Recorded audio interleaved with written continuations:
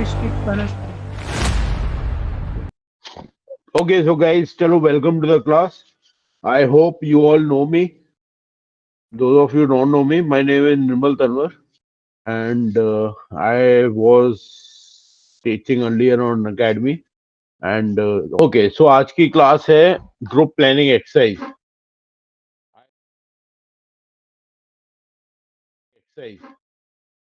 I hope you know what group planning exercise क्या है, मालूम है किसी को? Group planning exercise is also called military planning exercise. But इसका मतलब ये नहीं है कि इसमें जो आप प्लानिंग करोगे वो पूरी मिलिट्री प्लान ही होती है, नहीं. और एक तरीके से आपने एसआरटी करी होंगी पहले situation. So I am saying SRT is जहाँ पे आपको एक सिचुएशन दी जाती है और उस पे आपका रिएक्शन मॉनिटर करता है साइकोलॉजिस्ट, राइट? जैसे कि you are walking on a lonely road, somebody meet with an accident in front of you, what you will do. इस तरह की एक एसआरटी आपको दी जाती है और साइकोलॉजिकल टेस्ट का ये पार्ट होती है. 60 एसआरटी आती है रिटन की, and you have to do them. उसमें मैं बताऊंगा, उसकी डिटेल जब बताऊंगा. लेकिन यहाँ पे ग्रुप प्लानिंग का मुद्दा ये है कि एक तो आप लोगों के साथ एक पूरा ग्रुप होता है, यानी you are a group of 8 और 10 कैंडिडेट्स. 8 या 10 कैंडिडेट्स का ग्रुप होता है आपका, और वहां पे एक साथ आपके ग्रुप के सामने 3-4 सिचुएशंस आते हैं, समझ रहे हो? क्योंकि ग्रुप है 10 लड़कों का ग्रुप है, तो वो ग्रुप उस सिचुएशन को एक साथ टैकल कर सकता है, नहीं समझे? जैसे कि आप कहीं पे जा रहे हो, वहीं पे एकदम से एक्सीडेंट हो गया, 2-3 लोग घायल हो गए. वहीं पे पास में आग लग गई, आग बुझानी है. वहीं पे रेलवे की फिश प्लेट मिसिंग है, या रेलवे ट्रेन जहां से आने वाली है वहां बॉम्ब लगा दिया है किसी अनवांटेड एलिमेंट ने. और चौथा हो सकता है वहां पे किसी जानवर की डेथ होने वाली हो या टांग बांग टूट गई हो. तो एक साथ तुम्हारे सामने 3-4 सिचुएशन आ जाएंगी. उसका रीजन ये होता है कि आप एक ग्रुप हो, 7, 8, 8, 10 बंदे हो गए आप, तो एक साथ उन चारों सिचुएशंस को टैकल कर सकते हो. इसीलिए एक साथ 4-5 सिचुएशन आती है. समझ रहे हो इस बात को या नहीं? जहां पहले आप इंडिविजुअली टैकल कर रहे थे, वहां पे एक बार में एक ही सिचुएशन आ रही थी एसआरटी, एक बार में एक ही आएगी. एक साथ 2-3 नहीं आएंगी. ऐसा तो पॉसिबल नहीं है ना यार कि मैं ओमनी प्रेजेंट यानी हर जगह पहुंच जाऊं. इसीलिए ताकि मैं हर जगह पहुंच जाऊं, इसीलिए मेरे पास ग्रुप है 8 से 10 बंदों का. अंडरस्टैंडिंग दिस पॉइंट आया समझ में या नहीं है? हाँ, सेकेंड थिंग इज कि पूरे ग्रुप को नेगोशिएट करना है, और ये एक स्टोरी की तरह नहीं है. तो मेरी बात समझो, इसे कहीं पे भी ये मत बोलना या लिखना सॉल्यूशन में कि they will do this, they will do that. Always you will write we will do this, we will divide our group into these many sub groups, जब मैं आगे बताऊंगा. और हमेशा वी कहीं पे भी दे नहीं आएगा तुम्हारा. Understanding this point? ये समझ में आ रहा है? Sir sir. Yes sir. कहीं पे भी दे नहीं आएगा. हर जगह you will use we. Okay, second thing is that एक बहुत बड़ी प्रॉब्लम होती है. जैसे कि मैं अब तुम्हारे सामने 2-3 प्रॉब्लम बताऊंगा, तुम मुझे बताना. मैं बताऊंगा अभी ऑप्शंस कौन कौन से हैं, फिर उसके हिसाब से होगा, ठीक है? First problem is that there is an accident and 2 people are seriously injured just next to you. There is an accident, 2 people are seriously injured just next to you. Second problem is that there is a fast speed train coming within half an hour, which is 100-200 meters away from you. सुनते रहो ध्यान से. Half an our 200 metre दूर एक train आ रही है जिसमें 400 passengers हैं, और उसमें बॉम्ब लगा दिया टेररिस्ट ने.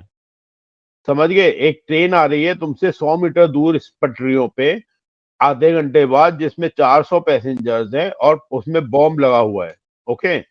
तीसरी प्रॉब्लम है दैट जहां पे तुम खड़े हुए हो वहीं पे वो चाय का स्टॉल है, और वहां पे चाय का स्टॉल वाले के पास और कोई इनकम सोर्स की है नहीं, और वहां पे आग लग गई है उसके झोपड़ में. ऊपर जो झोपड़ा है उसमें लग गई है आग. अब ये 3 सिचुएशन तुम लोगों के सामने है.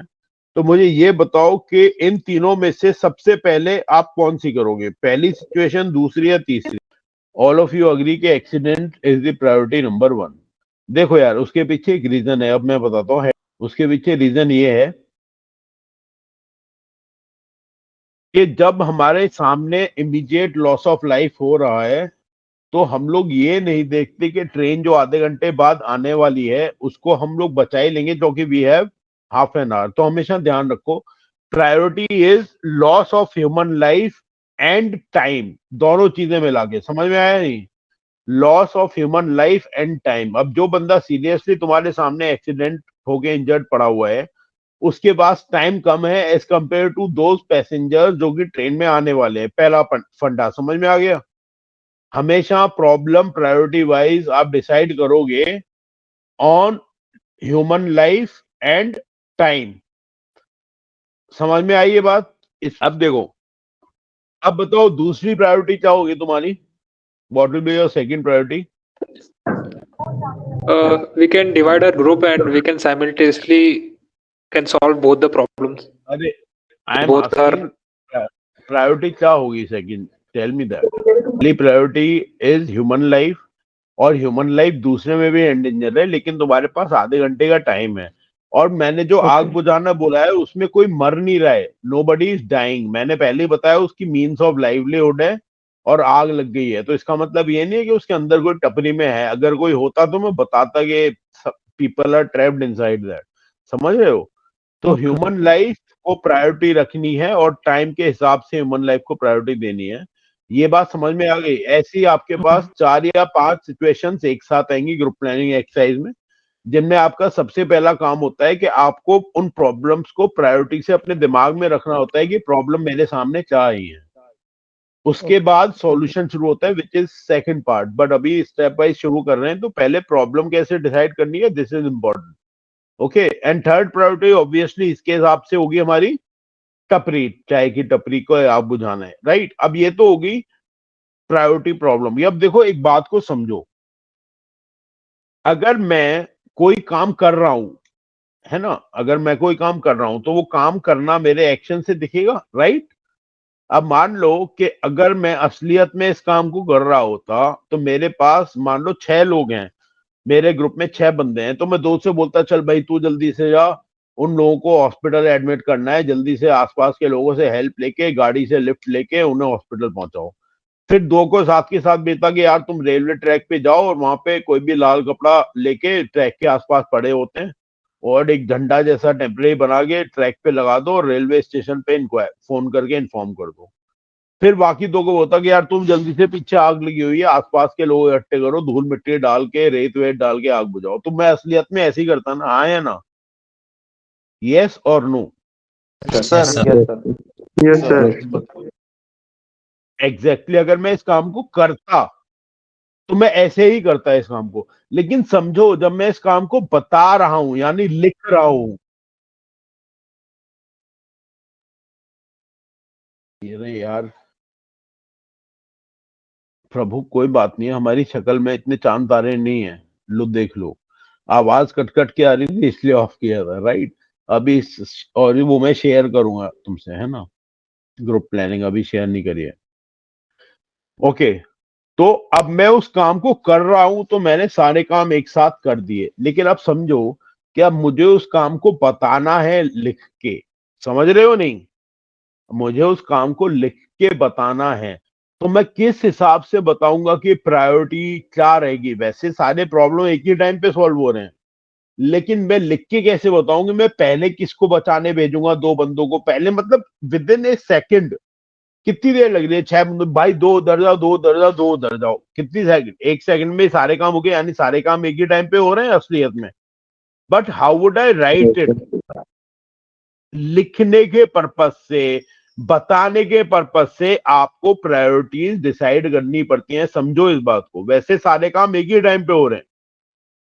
समझ में आई ये बात या नहीं आई? कई बार बच्चों की बड़ी प्रॉब्लम होती है कि अरे हम पहले इसको करते हैं, हम पहले भाई सारे काम हो एक ही टाइम पे रहे, लेकिन ये सिर्फ बताने का पर्पज है, लिखने का पर्पज है कि हाँ जहाँ पे ह्यूमन लाइफ एंडेंजर है वहां पे सबसे पहले बंदा भेजूंगा, चाहे 1 सेकंड पहले ही भेजू। राइट और रॉन्ग?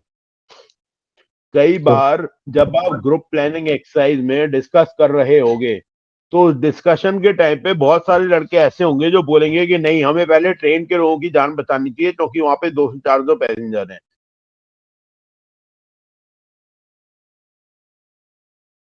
आप समझो इस बात को। अब सबसे इंपॉर्टेंट चीज जो ग्रुप प्लानिंग में होती है और जो 95% कैंडिडेट्स नहीं करते हैं, देखो यार, जब भी आप एक वर्ड की बात करते हो, प्लानिंग, वर्ड क्या है? प्लान। नहीं, प्रायोरिटी देना तो होता ही है प्रभु, बट आई एम टेलिंग कि ग्रुप प्लानिंग में जो सबसे इंपॉर्टेंट चीज है वो क्या है? प्लान हमेशा टाइम बेस्ड होता है। प्लान हमेशा is time based. Time and distance. Plan is time based, right? अगर समझो कि मुझे प्लान बनाया मैंने चाइना पे चढ़ाई करने का, लेकिन वो सही टाइम पे नहीं बनाया मैंने, जिस टाइम पे चाइना ने अपनी रीइंफोर्समेंट भेज दी, मेरा तब तक प्लान एग्जीक्यूट हुआ, तो उस प्लान का फायदा है कोई? बताओ मुझे, फायदा है कोई? No, sir. यानी कि सबसे इंपॉर्टेंट चीज प्लानिंग में होती है टाइम। ये टाइम आपका निकलेगा, स्पीड जो आप यूज कर रहे हो किसी जगह पे जाने के लिए, और डिस्टेंस जितना नक्शे में दिया हुआ है।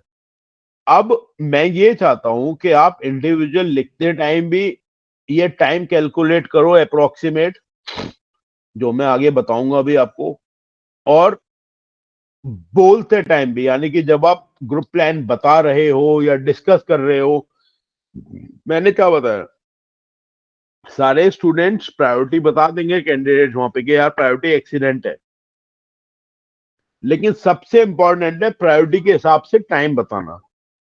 समझ में आ रहा है नहीं आ रहा है कि यार इतनी दूर, अब लगभग हमारा 40 किलोमीटर दूर हमारा हॉस्पिटल है, it will take approximately, it will take 1 hour for us, और विद इन, अभी टाइम इज 5 o'clock, तुम्हें पूरा टाइम दिया जाता है ग्रुप प्लान में, जैसे अभी तुम करोगे भी, ये फाइनल नहीं है जो मैं तुम्हें करा रहा हूँ।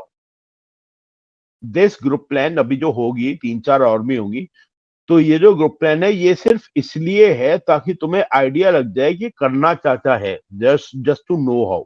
ओके, यानी सबसे इंपॉर्टेंट चीज है तुम्हारे लिए टाइम को बताना, और ये टाइम तुमको कैलकुलेट करना पड़ेगा, which will depend on 2 things. पहला, डिस्टेंस कितना है नक्शे में, और दूसरी, स्पीड कितनी है उस चीज की जो हम यूज कर रहे हैं। अब सोचो, एक बात बताओ, तुम्हारे पास इतनी लॉजिकल एटीट्यूड होना चाहिए कि अगर कोई बंदा दौड़ के जा रहा है, समझ रहे हो, बताओ हमको जरा, 20 किलोमीटर तो तुमने मतलब मैराथन दौड़ा दी, हाफ मैराथन 1 घंटे में, पॉसिबल है? बताओ जरा। No, sir. Average speed is 8 से 10 किलोमीटर पर घंटा, प्रति आवर, राइट? आप सोचो वहीं पे तुम साइकिल से जा रहे हो, साइकिल से है 20, समझ रहे हो, साइकिल से 20 है, cycle can be taken 20 kilometre per hour, है ना, वो एवरेज साइकिल से निकल जाता है। अब यहीं पे एक बहुत इंपॉर्टेंट बात आती है, और ये मैं तुम लोगों को समझाना चाह रहा हूँ रीजन से।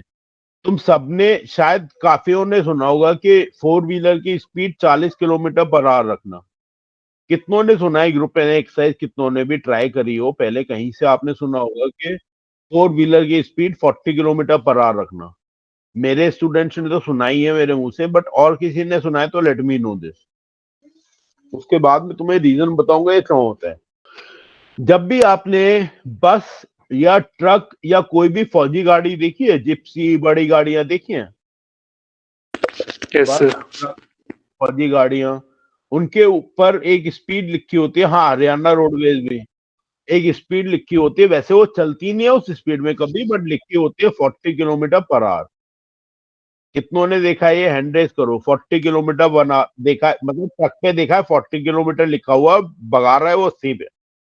ऐसा भी होता है कि 40 किलोमीटर की स्पीड लिखी है, भगा रहा 80 पे, राइट? Yes, sir. तो कितनों कितनों ने देखा है ये 40 किलोमीटर पर आवर? सर अब रोड पे भी मेंशन होती है, कार 50 हाँ, और बस वगैरह 40। मैं तो बात कर रहा हूँ जैसे फौजी जिप्सियां होती हैं, उनपे भी तुमने देखा हो 40 लिखा रहता है। Yes sir. जैसे कि तुम्हारे पब्लिक कैरियर ट्रक होते हैं, उनपे भी 40 लिखा होता है, पब्लिक कैरियर, वो कैरियर्स पे, है ना। बसों पे भी 40 लिखा होता है। देखो उसका रीजन ये होता है भाई कि जब भी आप कभी अमेजोन से ऑर्डर किया है तुम लोगों ने कुछ सामान? अमेजोन से सामान ऑर्डर किया है कभी? अरे Yes, भाई sir. खुल ले, Yes, अरे sir. हाँ, उसमें तुम्हारी आती है delivery date, it will be delivered by that time. यानी कि मान लो आज मैं ऑर्डर कर रहा हूँ 8 तारीख को, तो मेरे पास डेट आएगी बाय 14, राइट? यानी 14 से पहले पहले डिलीवर हो जाता है वो मेरे पास। ऐसे ही होता है, नहीं होता है? Yes, sir. Sir. अब देखो ऐसा क्यों होता है, ऐसा इसलिए होता है कि मान लो मेरठ से 1000 किलोमीटर दूर मुझे कोई सामान भेजना है किसी फैक्ट्री में, तो उस फैक्ट्री वाले को वो सामान कब तक मिल जाएगा इसकी टाइम कैलकुलेट होता है व्हीकल की एवरेज स्पीड से। एवरेज स्पीड एक व्हीकल की 40 किलोमीटर होती है, जो कि मान लो पंचर हो गया गाड़ी में, रात में ड्राइवर सो भी गया, या मान लो सड़कें खराब हैं जिसमें उसे धक्के वच्चे लगते हैं, स्पीड कम हो रही है कहीं कहीं पे, तो एवरेज स्पीड निकाली जाती है जिससे कि मैक्सिमम बाय दैट टाइम वो गाड़ी वहां पे पहुंच जाएगी, समझे? इसीलिए 40 किलोमीटर पर आवर लिखा होता है कि उसी के हिसाब से टाइम कैलकुलेट करके जो ट्रेवल एजेंसी वाला है वो अपने कस्टमर को बताता है कि भाई इतने बजे तक आखिरी तुम्हारे पास सामान पहुंच जाएगा। समझ रहे हो इस बात को या नहीं? Yes, sir. अब समझो कि मान लो मैं हूं नदन कमांड का जीओसी इन सी, और मुझे पाकिस्तान पे हमला करवाना है, और हमला करवाते टाइम मेरी एक यूनिट है जो जिसका एओआर है, एओआर वही है नॉर्थ वाला, यानी लेट से रजौरी पुंछ वाला एओआर है, और वो यूनिट बैठी हुई है मेरठ में, राइट? तो एक तरीका तो हुआ कि मैं पूरी स्ट्रेंथ को गैदर करे बिना 2-2 4-4 यूनिट भेजता हूं, और वो 2-2 4-4 यूनिटों को मारते रहे। तो ऐसे तो अटैक हो नहीं सकता, राइट? Sir. Yes, sir. तो मैं क्या करूंगा भाई, मैं अपनी पूरी स्ट्रेंथ को गैदर करूंगा, गैदर करने के बाद एक दिन डिसाइड करूंगा, और वो दिन होगा जिस दिन मेरे पास जो सबसे दूर मेरी यूनिट है, आखिरी यूनिट, वो भी आ जाएगी, समझे? अब मान लो मेरी एक यूनिट है जो मेरे से लेट से 1500 किलोमीटर दूर है। अब मेरे को लास्ट टाइम कब तक डिसाइड करना है कि यूनिट मेरे पास आ जाए? मैं डिसाइड करूंगा 40 किलोमीटर पर आवर की स्पीड देके, जितने भी घंटे मिले उन घंटों को कन्वर्ट करके। जैसे 1500 डिवाइडेड बाय 40 कितना हुआ भाई?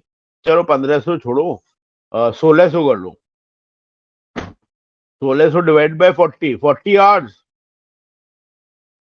Yes, sir.